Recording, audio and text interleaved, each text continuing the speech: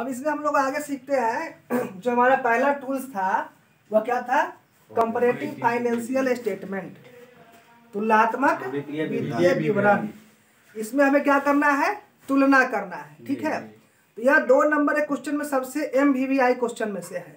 आपसे पूछ सकता है कि तुलनात्मक विवरण से क्या समझते हैं, या तुलनात्मक वित्तीय विवरण से क्या समझते हैं। ठीक है, तो हम आंसर इसका क्या देंगे?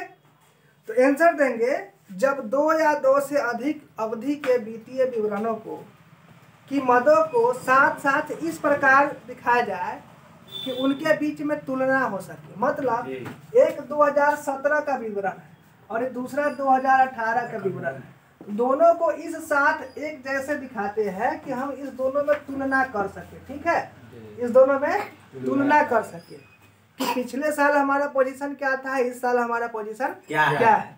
तो अगर इस तरह से तुलना कर पाते हैं तो उसको कहते हैं तुलनात्मक वित्तीय विवरण। क्या कहते हैं? तुलनात्मक वित्तीय विवरण। ये जो तुलनात्मक वित्तीय विवरण होता है इसको फिर से हम 2 पार्ट में बांटते हैं। ठीक है, वित्तीय विवरण को जैसा कि हम जानते हैं वित्तीय विवरण में क्या क्या आता है। तो एक आता है इनकम का, एक आता है इनकम का कि हमारा इनकम क्या है, और दूसरा होता है स्टेटमेंट ऑफ अफेयर्स का, हमारा बैलेंस शीट का। ठीक है, तो 2 विवरण कौन कौन होगा? एक होगा तुलनात्मक आय विवरण, तुलनात्मक आय विवरण। ठीक है, तुलनात्मक आय विवरण मतलब कंपैरेटिव इनकम स्टेटमेंट। क्या होगा? Comparative income statement. ठीक है, और दूसरा क्या होगा? Comparative balance sheet, comparative balance sheet. ठीक है, कंपैरेटिव। तो कंपैरेटिव बैलेंस शीट में क्या होगा? जो उसके बैलेंस शीट का तुलना करते हैं। किसका तुलना करते हैं? ठीक है, और इनकम स्टेटमेंट में क्या करते हैं? इनकम का तुलना करते हैं कि पिछले साल मेरा इनकम क्या था और इस साल मेरा इनकम क्या है। ठीक है, तो मतलब 2 साल के इनकम का जब तुलना करेंगे तो वह क्या होगा? Comparative income statement. ठीक है जी। तो अगर आपसे पूछ दे कि आप बताइए कि तुलनात्मक आय विवरण से क्या समझते हैं। ठीक है, तुलनात्मक आय विवरण क्या? तो आप क्या लिखेंगे कि जब 2 या 2 से जब 2 अवधियों के वित्तीय विवरण, कौन से वित्तीय विवरण? तो आय वाले को। ठीक है, जब 2 अवधियों के आय विवरण को इस प्रकार हम लोग दिखाते हैं या इस प्रकार प्रस्तुत करते हैं जिससे उनका तुलना संभव हो सके, तो वह क्या कहलाएगा? तुलनात्मक आय विवरण, तुलनात्मक आय विवरण। ठीक है, दूसरा क्या है? तुलनात्मक चिट्ठा या बैलेंस शीट या आर्थिक चिट्ठा। ठीक है, तो जब 2 अवधियों के चिट्ठे को इस प्रकार दिखाया जाए कि उनमें तुलना किया जा सके। ठीक है, तो वह क्या कहलाएगा?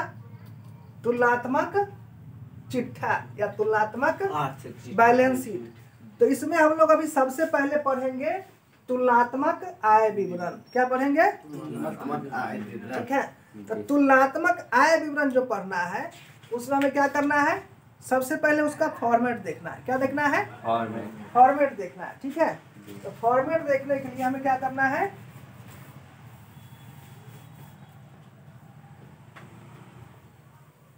इस तरह का एक फॉर्मेट बनाएंगे। ठीक है, ऊपर नाम क्या देंगे? हेडिंग। तो कंपैरेटिव क्या बना रहे हैं? Income statement. ठीक है, यह बहुत ही इजी चैप्टर है। ठीक है, इतना इजी है कि पूछिए नहीं।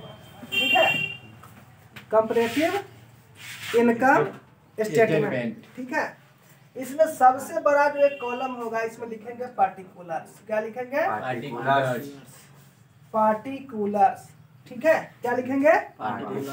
उसके बाद हमें लिखना है नोट नंबर। क्या लिखना है? Note number. ठीक है, नोट नंबर में क्या लिखेंगे? तो जो हमें कोई आइटम दिया रहेगा इस पार्टिकुलर वाले में उसका कुछ अगर विशेष कैलकुलेशन हम लोग वर्किंग नोट में किए रहते हैं तो उसी वर्किंग नोट को सीरियल नंबर देते हैं 1 2 3 4 5 इस तरह से, तो वही नोट नंबर यहाँ पे लिखा जाएगा। ठीक है। अब फिर से जैसा कि आपको हम बताए हैं कि 2 सालों में तुलना होगा। कितने साल में? 2 साल। तो एक होता है 2017 है, तो 17 18 है, तो 18 2017 और 18 का तुलना करना है। ठीक है। अगर 21 और 22 का तुलना करना है, ठीक है, तो 21 22 लिखा जाएगा। ठीक है। तो कभी कभी साल ऐसा भी रहेगा कि जैसे कि आपको लोग को बताए थे कि साल 2 तरह से लिखते हैं, है ना। एक कैलेंडर वर्ष होता है और दूसरा वित्तीय वर्ष होता है ना। कैलेंडर ईयर और फाइनेंशियल ईयर। तो कैलेंडर ईयर हम लोग कैसे लिखते हैं? सीधा लिख दिया 2020, तो ये क्या हो गया? Calendar year. लेकिन जब इसी को हम लोग लिखे 2020 21, तो ये क्या हुआ? वित्तीय ईयर। ठीक है। यह स्टार्ट कब से होता है? 2020 से। कब? 1 अप्रैल 2020 से स्टार्ट हुआ। खत्म कब होगा? 31 मार्च 2021 को। ठीक है। अगर वित्तीय वर्ष कैलेंडर वर्ष की बात करते हैं, स्टार्ट कब से होगा? 1 जनवरी। कब से होगा? 1 जनवरी 2020 से स्टार्ट होगा। खत्म कब होगा? 31 दिसंबर 2020। कौन बोला? 2020। ठीक है। 2020। ठीक है। तो यह क्या होता है? कैलेंडर वर्ष। और ये क्या होता है? वित्तीय वर्ष। तो कैलेंडर में दिया है, कैलेंडर वर्ष हो गया। कैलेंडर कब से स्टार्ट होता है? जनवरी से। नहीं याद रहे तो ऐसे ही याद रखना है। कैलेंडर कब से स्टार्ट होता है? जनवरी से। खत्म कब होता है? दिसंबर से। मतलब कैलेंडर वर्ष कौन सा हो गया? जनवरी से दिसंबर। तो जनवरी में कब से? 1 तारीख से। खत्म कब होता है? 31 तारीख को। वह हो गया कैलेंडर वर्ष। दूसरा क्या होता है? वित्तीय वर्ष। वित्तीय वर्ष में क्या होता है? अप्रैल से लेकर के तो भारत सरकार हमसे जो भी हिसाब लेती है वो कौन से वर्ष के हिसाब से लेती है? कैलेंडर वर्ष। वित्तीय वर्ष के हिसाब से। कैसे लेती है? वित्तीय वर्ष। भारत सरकार कहती है कि आप अपना प्रॉफिट जितना कमाना है, जैसे कमाना है, बिजनेस जो भी करना है करते रहिए। हमें हिसाब आप कब से दीजिए? 1 अप्रैल से 31 मार्च तक। ठीक है। तो इसी तरह से हमें वर्ष रहेगा। तो 1 वर्ष हुआ। तो तुलना हमें क्या करना है? 2 वर्षों के बीच में। तो ध्यान रखना है तुलना 2 कंपनियों के बीच में भी हो सकता है। ठीक है। या एक ही कंपनी के 2 वर्ष के बीच में भी हो सकता है। ठीक है। तो जनरली आपको जो एग्जाम में पूछेगा एक ही कंपनी के 2 वर्षों के बीच में रहेगा। ठीक है। तो इसमें जो पहला वाला कॉलम है जो उसमें कौन सा साल लिखेंगे? 2000। जैसे 2017 और 2018 इस 2 वर्षों का तुलना करना है। तो पहले वाले कॉलम में कौन सा ईयर लिखिएगा? 2017। दूसरे वाले में 2018। ठीक है। पहले वाले में लिखना है 2017। तो इसको हम लोग बोलते हैं एब्सोल्यूट। ठीक है। एब्सोल्यूट। हाँ, इसमें याद रखिएगा ईयर लिखिएगा। जैसे 2017 लिखा रहेगा ना, इसमें क्या लिखिएगा? 2017। ठीक है। इसमें लिखा रहता है फिगर। क्या लिखा रहता है? इसमें क्या लिखिएगा? 2018। ठीक है। क्या लिखना है? 2018। ठीक है। तो 2 साल हो गया। क्या हुआ? 2 साल का हो गया। अब हमें क्या करना है? इन दोनों में डिफरेंस करना है। क्या करना है? डिफरेंस करना है। ठीक है। क्या करना है? कि हमें ना चेंज कितना हुआ है। डिफरेंस का मतलब अंतर, चेंज, परिवर्तन। हम आगे बढ़े हैं कि पीछे हुए हैं, बढ़े हैं कि घटे हैं, इस तरह का हमको चेंज दिखाना है। क्या दिखाना है? चेंज मतलब परिवर्तन। चेंज मतलब चेंज हम 2 तरह से दिखाएंगे। चेंज हम एक चेंज दिखाएंगे परसेंटेज में, एक दिखाएंगे परसेंटेज में। एक किस में दिखाएंगे? परसेंटेज में। दूसरा दिखाएंगे अमाउंट में। ठीक है। इसमें लिखना है एब्सोल्यूट चेंज। क्या लिखना है? चेंज। ठीक है। 2 चीज हो सकता है। एक तो इंक्रीज हो सकता है। क्या हो सकता है? इंक्रीज मतलब बढ़ना, बढ़ सकता है, या फिर डिक्रीज भी हो सकता है। नहीं, बढ़ भी सकता है या फिर घट भी सकता है। इसमें एब्सोल्यूट चेंज दिखाना है, मतलब अमाउंट में, किसमें, और दूसरा क्या है कि परसेंटेज में दिखाना है। दूसरा क्या दिखाना है, परसेंटेज चेंज। परसेंटेज को सिंबल में लिख देते हैं परसेंटेज चेंज, ठीक है। इसमें भी क्या हो सकता है, इंक्रीज हो सकता है नहीं, या फिर डिक्रीज भी हो सकता है, कोई दिक्कत नहीं। तो ये हमारा ये बनाने का फॉर्मेट है, इतना लाइन हमें खींचना होगा। अब हम इसमें आइटम कैसे डालेंगे, ठीक है, आइटम कैसे डालेंगे, पार्टिकुलर्स में क्या क्या लिखेंगे। तो सबसे पहले पार्टिकुलर्स में जो लिखना है, एक चीज ध्यान रखिएगा, इस वाले कॉलम को हम लोग मानते हैं ए, क्या मानते हैं ए, इस वाले कॉलम को बी, इस वाले कॉलम को सी, इस वाले कॉलम को डी। ध्यान रखना है सी जो है ना उसका फॉर्मूला होगा बी माइनस ए, क्या होगा बी माइनस ए, मतलब इसमें का जो अमाउंट है उसमें से इस वाले को घटा देंगे, ठीक है। ये क्या है डी, डी का जो फॉर्मूला बनेगा वह होगा सी इंटू 100 बाई ए, ठीक है। तो परसेंटेज निकल जाएगा, ठीक है, सी इंटू 100 बाई ए, ठीक है। अब हमें क्या देखना है कि क्या क्या लिखेंगे, कैसे लिखेंगे, ठीक है। तो सबसे पहले लिखना है revenue from operations, revenue from operation कौन वाला, डॉक्टर वाला, हाँ दूसरा हमारे बिजनेस वाला। हम लोग जिस बिजनेस में लगे हुए हैं ना उस काम से हमको, रेवेन्यू का मतलब क्या होता है, आमदनी, रेवेन्यू मतलब आमदनी, आय। तो हमारे बिजनेस में जो आय हुआ है किसकी वजह से, हमारे बिजनेस की वजह से, हमारे बिजनेस की वजह से, तो वह आय जो हुआ है उसको क्या बोलेंगे, रेवेन्यू फ्रॉम ऑपरेशन। तो बिजनेस में हमारा मुख्य आय कैसे होता है, बेच करके, क्या बेच के, सामान, माल, है ना, गुड्स। जब भी हम लोग सेल करते हैं, क्या करते हैं, सेल करते हैं, तो सेल करने से जो इनकम आएगा, सेल करने से जो आएगा उसको क्या कहेंगे, रेवेन्यू फ्रॉम ऑपरेशन, क्या कहेंगे, रेवेन्यू फ्रॉम ऑपरेशन। तो इसका मतलब यह तो नेट सेल्स भी हो सकता है कि नहीं। कभी कभी क्वेश्चन में रेवेन्यू फ्रॉम ऑपरेशन न दे करके सेल्स दिया रहेगा, क्या दिया रहेगा, सेल्स। तो हम समझ जाएंगे ना कि वही है रेवेन्यू फ्रॉम ऑपरेशन। क्यों, रेवेन्यू मतलब आय, फ्रॉम ऑपरेशंस हमारे कामकाज से। तो हमने जो कामकाज किया उससे आमदनी जो आया उसको क्या करते, बेच करके जो आया, मतलब सेल्स। तो सबसे पहले वाले कॉलम में क्या लिखना है, आपके क्वेश्चन में दोनों साल का दिया रहेगा, ठीक है, रेवेन्यू फ्रॉम ऑपरेशन लिख करके और दोनों साल का दिया रहेगा, मतलब 2017 का भी दिया रहेगा, 18 का भी दिया रहेगा, ठीक है। अगर 20-21 में तुलना करना है तो 20 का भी दिया रहेगा और 21 का भी दिया रहेगा। तो जितना जितना दिया है, जितना जितना सीधा सीधा लिख देना। जैसे कि मान लिया कि इसमें दिया है कि 10,000 है, कितना है 10,000, इसमें है 12,000 है, ठीक है। तो इसमें 10,000, इसमें 12,000 लिख दिया, कोई दिक्कत नहीं। इसमें क्या लिखना है, सी बराबर बी माइनस ए, मतलब बी में कितना है 12,000 और ए में कितना है, 10,000, तो माइनस हो गया तो 2,000 बच गया। ठीक है। परसेंटेज कैसे निकालेंगे, सी इंटू 100 बाई ए, तो सी में कितना आया 2,000 तो 2,000 है ना, गुने 100 बटे 10,000।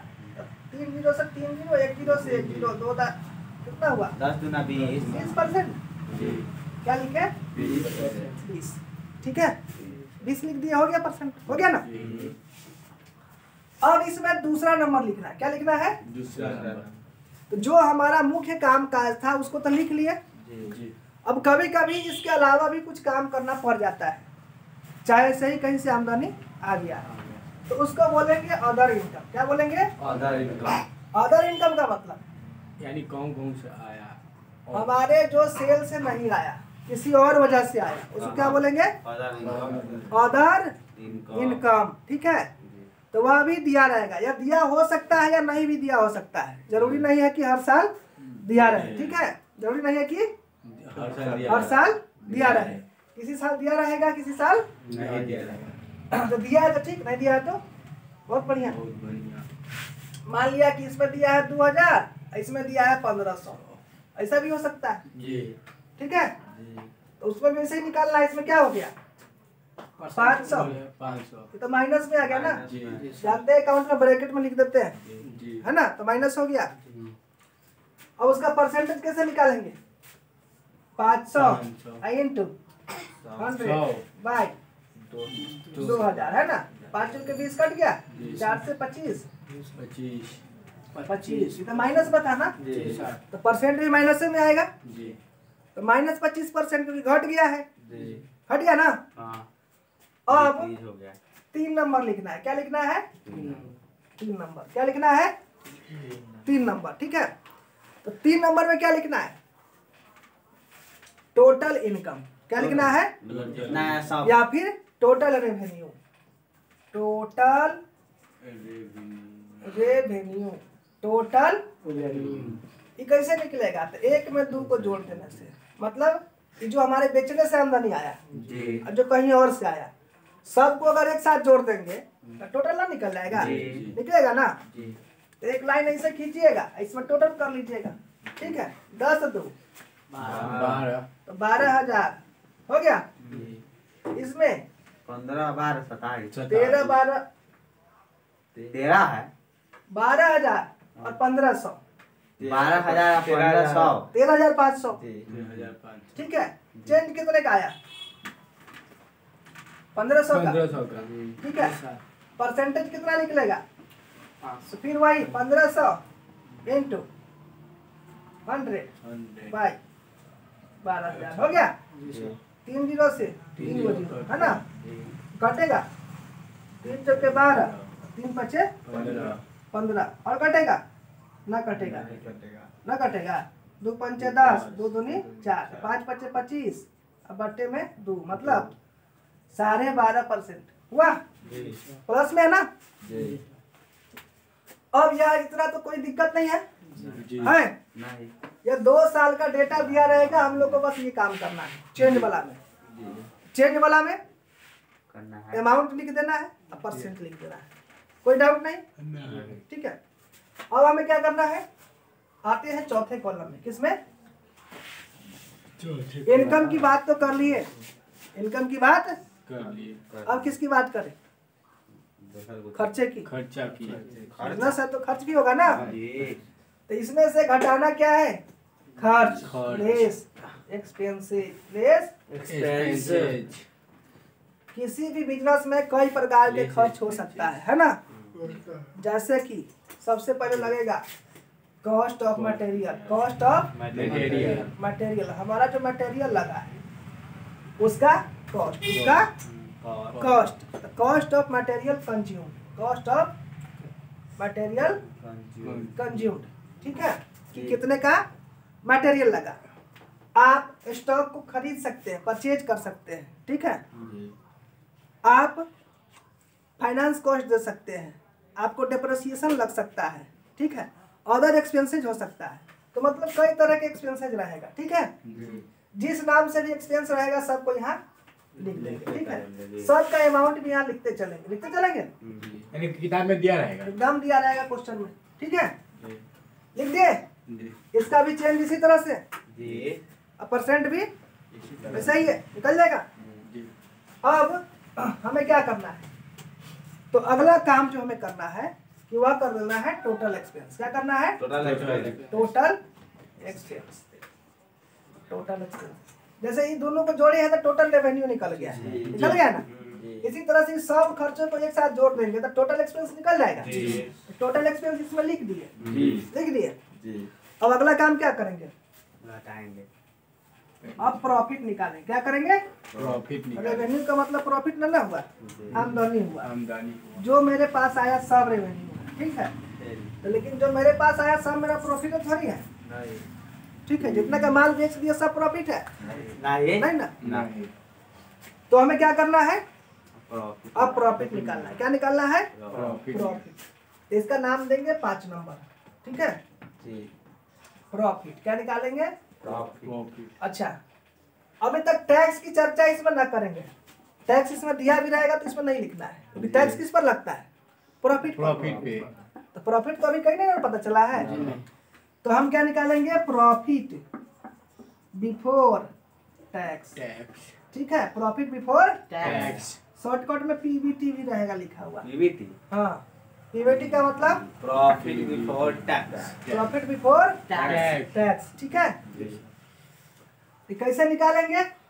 तो ये मेरा कुल आमदनी 3 नंबर में, जी 3 नंबर में कुल आमदनी, और कुल एक्सपेंस 4 नंबर में कुल एक्सपेंस कुल एक्सपेंस। आमदनी में से खर्च घटा दिए तो प्रॉफिट निकल जाएगा। जी। सिंपल सी बात है। जी। नहीं, ये तो कोई भी बता देगा। जी जो बिजनेस करता हो सो भी, ना करता हो सो भी, है ना। जी जो अकाउंट पढ़ा है वो भी बता देगा, नहीं पढ़ा है वो भी बता देगा। नहीं कि इतना आमदनी आया, इतना खर्चा हो गया, तो प्रॉफिट कितना हुआ बता देगा ना। जी तो कुल आमदनी या कुल खर्चा घटा दिया तो क्या निकल गया? Profit profit before tax. Tax सीधे प्रॉफिट ना करना है, प्रॉफिट बिफोर टैक्स सीधे कह देंगे तो हमें उसमें क्या अंतर हुआ, है ना। उतना बात तो वो भी कह रहा था, प्रॉफिट हुआ। हम क्या कहेंगे? Profit before tax. टैक्स। क्यों कहेंगे? क्योंकि अभी तक हमने टैक्स नहीं दिया है। ठीक है, इसमें क्या लिखेंगे? Profit before tax. अब टैक्स देंगे। क्या करेंगे? टैक्स देंगे। ठीक है, अब टैक्स देंगे देंगे। तो टैक्स किस पर देंगे? प्रॉफिट पर। तो सवाल में ना परसेंटेज में दिया रह सकता है कि 30% देना है, 40% देना है, 50% देना है। तो किसका परसेंट निकालिएगा? जिसको घटा प्रॉफिट का। इस सब में से किसी का नहीं। यहाँ जो प्रॉफिट आया ना, प्रॉफिट बिफोर टैक्स, इस वाले कॉलम में जितना आएगा उतना के निकालेंगे। हाँ, उतना का निकालेंगे। कितना निकालेंगे? जितना जितना प्रॉफिट हमारा आएगा उतना के आया रहेगा। ठीक है, तो उसमें से हम लिख देंगे, सबका लिख देंगे। और इसके बाद क्या निकलेगा? सर जी तो में लिखा रहेगा, मतलब 2017 में इतना परसेंट, 2018 हाँ, एकदम लिखा रहेगा। अपने मन से हमको क्या पता है कितना टैक्स देना। ना लिखा रहेगा तो हम कहाँ से देंगे टैक्स? सीधा रहने देंगे। सीधा रहने देंगे। अगर टैक्स की चर्चा नहीं है क्वेश्चन में, तो हम क्या करेंगे? प्रॉफिट बिफोर टैक्स पर छोड़ देंगे। इन्हें करेंगे सीधा प्रॉफिट लिख देंगे, प्रॉफिट बिफोर टैक्स। टैक्स नहीं दिया गया है।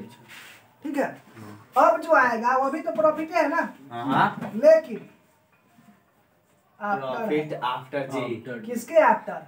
टैक्स। जी टैक्स के बाद। बाद तो कौन में से घटाए थे? 5 में पाँच से। में से किसको? 6 को। 6 को बात समझ में आ गया? फॉर्मेट ध्यान में रहेगा। जी